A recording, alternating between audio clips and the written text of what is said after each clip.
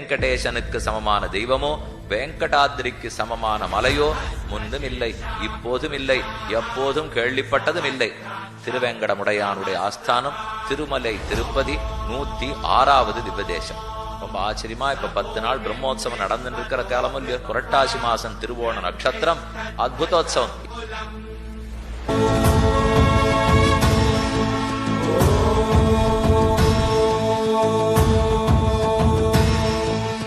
பிரம்மாண்ட நாயகனின் பிரம்மோற்சவம், பிரம்மாதி தேவர் தொழும் பிரம்மோற்சவம். தேவியர் உடன் வர யாவரும் உருகிட மன்னவன் எழிற்கோலம் மலை மீதுதான் பக்தர் கொண்டாடும்